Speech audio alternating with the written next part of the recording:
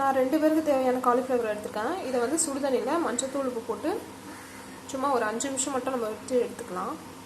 So இந்த மாதிரி நான் மஞ்சத்தூள் உப்பு போட்டிருக்கேன். இது ஒரு 5 நிமிஷம் இருந்தால் போதும், ரொம்ப விட்டிங்கன்னா குழஞ்சிடும். காலிஃப்ளவரில் எந்த டிஷ்ஷு பண்ணுறதுனாலும் இப்படி க்ளீன் பண்ணி தான் நம்ம செய்யணும். இப்போ 5 மினிட்ஸ் ஆன உடனே காலிஃப்ளவரை நல்லா ட்ரைன் பண்ணிவிட்டு அதை தனியாக எடுத்து வச்சுருக்கேன்.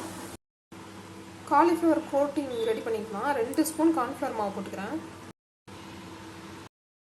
2 ஸ்பூன் மைதா, 1/4 spoon Kashmiri chilli powder, 1/4 spoon garam masala, 1/2 spoon வந்து தனி மிளகாய் தூள், 1/2 ஸ்பூன் வந்து இஞ்சி பூண்டு பேஸ்ட், 1/4 ஸ்பூன் வந்து உப்பு எடுத்துக்கிறேன்.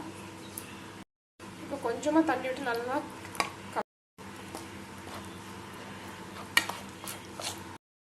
இப்போ கலந்துட்டேன். இப்போ பார்த்தீங்கன்னா இந்த மாதிரி இருக்கணும் கன்சிஸ்டன்சி.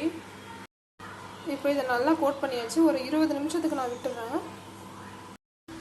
ஆயில் வந்து நல்லா சூடாயிடுச்சு, ஆனால் மீடியம் ஃப்ளேமில் தான் வச்சுருக்கேன். இப்போ நம்ம ஒரு காலிஃப்ளவராக எடுத்து நம்ம இதில் போட்டுக்கலாம். மீடியம் ஃப்ளேமில் தான் வச்சுருக்கேன். இப்போ ஒவ்வொன்றா நான் இதில் போட்டுக்கிறேன்.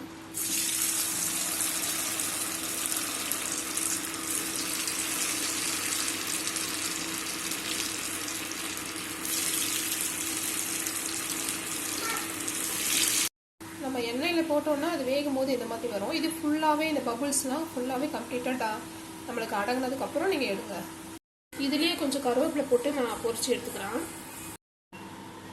அவ்வளோதாங்க, நம்ம காலிஃப்ளவர் 65 ரெடி ஆகிடுச்சு. ரொம்ப டேஸ்ட்டாக இருக்கும். இது கண்டிப்பாக ட்ரை பண்ணி பாருங்கள். இது பசங்களுக்கு ஈவினிங் ஸ்நாக்ஸாக கொடுக்கலாம். கூட ஒரு டொமேட்டோ சாஸ் வச்சு நீங்கள் கொடுக்கலாம். ப்ளஸ் இது சாம்பார் சாதம், ரசம், வெரைட்டி ரைஸ்க்கு சைட் டிஷ்ஷாகவும் யூஸ் பண்ணிக்கலாம். இது ட்ரை பண்ணி பார்த்துட்டு எப்படி இருந்ததுன்னு எனக்கு சொல்லுங்கள். நான் இதில் ஃபுட் கலர் எதுவுமே சேர்க்கல. நீங்கள் வந்து காஷ்மீரி மிளகாய் தூள் இல்லைன்னா பரவாயில்ல, நம்ம வீட்டில் தான் செய்கிறோம், அதனால் நார்மல் மிளகாய் தூள் போட்டுக்கோங்க. இதை 10 நிமிஷமாவது நீங்கள் ஊற வைக்கணும். அப்போ தான் எண்ணெயில் வந்து அந்த மாவு நம்ம பண்ண கோட்டிங் பிரிஞ்சு வராமல் இருக்கும்.